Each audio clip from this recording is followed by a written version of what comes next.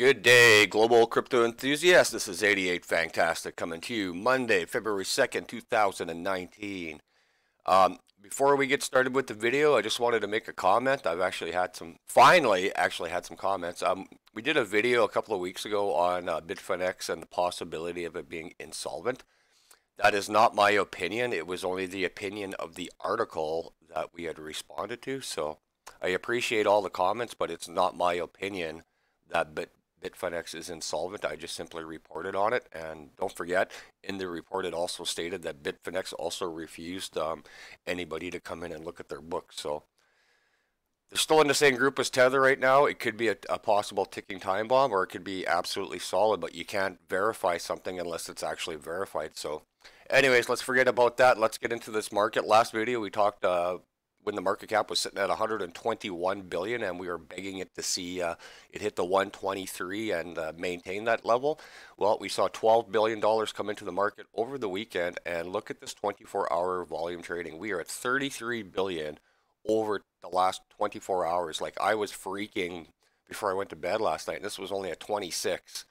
So we are seeing some serious money come into the market, and as always, we're not here to look at the top 10. We're here to look at least the top 100 just to see where everything's going over the last week. So as soon as cryptocurrency stops spinning here, we'll have a look at everything. What a solid weekend, though. I mean, like, just awesome. BTC was sitting at, I do believe, 36, 35 on Saturday. So it's gained a nice $300 over the weekend. Come on, advertising. This site is getting so slow. So many people are using it. That's why I use Coin Checkup. Sushi's done spinning. All right, so here we go. So over, not so much the last 24 hours, but the last week. Let's see what's going on here. Bitcoin at 7%, which is amazing. Ethereum 20% over the last week. EOS over 25%. Litecoin still remaining strong. Bcash, hate to admit it, but you know what? It's still money in the market. 20% in the last week. Who else has had double-digit gains? Cardano 10%, IOTA 14, Neo at 11, Maker at 21 is still moving. ETH Classic, NEM into the 10% range. Tezos at 19%. Holochain still cruising along at 25%. Binance also announced this morning that Holochain's getting 2 more trading pairs added to it. So Paxos is a stablecoin. Look at Komodo. We had talked to Komodo about a month ago, and I had put into where I would like to see the top 15 be at by the end of the year, and I had Komodo along with Chainlink and Pundi X moving into the top 25 by the end of 2019. Look at Komodo go at 44%. Absolutely awesome. Who else we got here? ARK. Oh my God, you showed up again. 23%. Mixin at 30% over the last week. I'm not very familiar with Mixin, so nice to see them go. Veritasium up 23%. Crypto.com, we talked about last week. This is the cryptocurrency in Australia where they can now use debit cards to buy groceries and use that all at over 1 million locations in Australia. Wax at 39%. KuCoin shares up at 30. They just finished doing an upgrade on their platform. It's just been an overall amazing weekend, and all we can hope for is that it stays there. So anyways, that's the market over the last week. We've seen Ethereum and EOS, pretty much everybody, because Bitcoin's moved up almost $300 in the last 2 days. So let's get into some news now.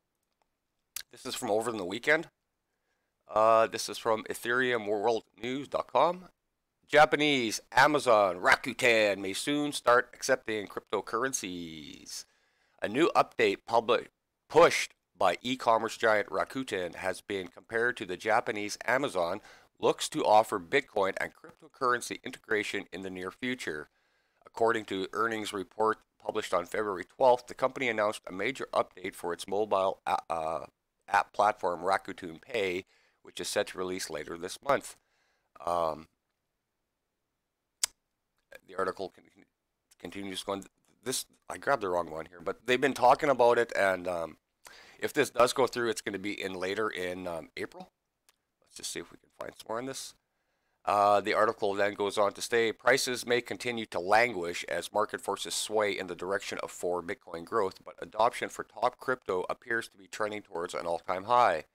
Last week, EWN reported on the Tron TRX partnering with the ALS Association to improve donation tracking by the blockchain. In addition, the industry is still reeling from the announcement of the JP Morgan coin, and that is something I am not going to talk about because I'm here to either share some really good news or just some absolutely stupid, ridiculous news. And to me, the JP Morgan coin is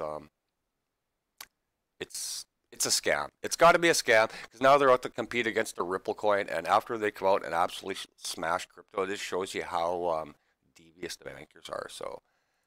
Um, Another report, and this one is coming from Reuters, and this one isn't so much crypto related, but I wanted to punch it in on why the value of crypto is so incredible for the world and why we need crypto so much. The article states Visa, MasterCard, Mull increasing fees for processing transactions. Visa Inc. and MasterCard Inc., the two biggest U.S. card networks, are preparing to raise certain fees levied on U.S. merchants for processing transactions from this April, the Wall Street reported on Friday. Some of the change related to the so-called interchange fees, the report said. Interchange fees are what merchants pay to banks when consumers use a credit or debit card to make purchases from their store. The hikes are going to go into effect in April of 2019. So it's not like we're already paying the middleman enough just to verify our transaction. We're trying to pay somebody peer-to-peer for something. And again, the middleman is where they do nothing except for verify it, and we're missing out on all this money. It's just absolutely ridiculous. Article from earlier this morning from Crypto Daily UK, and the article is Coinbase and Google partnership. Is this a sign that Coinbase could start a partnership with Google? Coinbase are one of the world's most notorious cryptocurrency firms. They have been in the industry from almost the start and aim to provide one things: a complete, regulated, and safe space for the facilitation of cryptocurrency storage, payments, and transfers. Of course, Coinbase doesn't come with its flaws, through the service provided by Coinbase is often second to none, especially given that recently the Coinbase exchange has been able to list a huge number of altcoins too. What's the next step? Many believe that for Coinbase, the next step in their journey will be integrating with larger mainstream companies in order to help mainstream audience and display a sort of certificate of trust. This is absolutely awesome. There's a quote in the article. San Francisco-based cryptocurrency exchange announced that users of its Coinbase wallet can now back up their private keys on cloud storage, namely on Google Drive and iCloud. The move has received mixed reaction from the crypto community and cyber security experts, some whom seem skeptical about the idea of storing private keys on centralized servers. See, I did not know that. That is not a good idea. You cannot have your private keys on anything that is central. And the reason for that, I'll go back to it from last year. And just remember to yourself, Equifax, 140 some million people all had their identity theft because all of their information is in one central spot. We are trying to avoid that. So I love the idea that they're trying to do it, and I hope they do something. But you can't have everything in one spot, and you can't have one entity looking after it all. That's what causes massive hacks, and that's what causes everybody to lose everything. So I don't know why you would do that. But I like the idea, but just not the end of how they're going to try and do it, I guess. And we haven't done this for a little bit, but we are going to end with a sip of coffee and our village idiot of the week. So normally it's either Bitcoin Cash or it's Bitcoin Fake Satoshi, and this week it's Bitcoin Fake Satoshi. And the article is from coindo.com, and it states, Craig Wright is ready to testify under oath that he is a Bitcoin investor. The original article said, Craig Wright is ready to testify under oath that he is Satoshi Nakamoto. So by the time I read the article and it was posted, somebody changed the title. So here's a little bit of stuff on Mr. Wright. The chief scientist at blockchain firm InChain, Craig Wright, has once again claimed he is Bitcoin's pseudonymous creator Satoshi Nakamoto and now he wants to testify under oath. His efforts to prove that he is Satoshi has faced so much scrutiny from his critics, who argue that the evidence presented by the computer scientist on his blog is false. The article goes on. The amount of misunderstanding and the fallacious information that has been propagated concerning Bitcoin and any derivative system based on blockchain, such as including Ethereum, has resulted in my choice to start to become more public. This is Craig Wright. The system I created was designed in part to end fraud as best that can be done with any technology. The lack of understanding about the functioning of blockchains has resulted in widespread misinformation, dissemination of old scams. Many of the former Usenet and web IPO scams have been propagated with the rebadging as an ICO. Craig Wright said he is now willing to testify under oath. The claim, understandably, sounds fishy, and it remains to be seen whether his request to testify under oath will be granted. What's the point of testing under oath? Put your hand on a Bible and coming here and telling people. Like, it's so stupid. These are some of Craig Wright's earlier claims. This is not the first time Craig Wright has claimed to be the infamous creator of Bitcoin. He has been in the midst of several controversies related to Bitcoin and its shadowy inventor. Back in 2015, two online tech sites, Wired and Gizmodo, reported that the Australian programmer was Bitcoin's creator.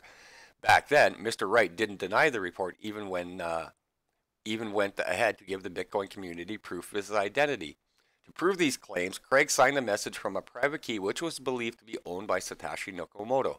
However, several experts in the crypto community, including Ethereum founder Vitalik Buterin, poked holes in his evidence and found him as fake Satoshi and as a scammer. So, my opinion on this, when Craig Wright comes out and says he is Satoshi Nakamoto and he's willing to test under oath and the whole bit, dude, if you were fucking Satoshi Nakamoto, you wouldn't have had to create an alternate shitcoin to Bitcoin because you'd still be running fucking Bitcoin. So that's why you're a scam and a faker. And you, once again, for about the 15th or 16th time, you are now the village idiot of the week because you are just as bad as Roger Ver, and you cannot get past the point that nobody believes your lies. So, anyways, that's all I got for you guys. We'll have one more quick look here. And we slid back a little bit. So we were up as high as 133. Now we're at 132.9. Let's see if 132 is going to be our new support mark for the week, or are we going to slide back all the way back down to 120 in the next day or two? So hopefully we got some more good news. We'll do something else later this week. We got more faucets. We're absolutely hammering Litecoin this week. So that's all I got for you guys today. So this is 88 Fagtastic, showing you how to take a bite out of the cryptocurrency market. And as always, if you like, sub, share, and please spread the message. Take care, y'all.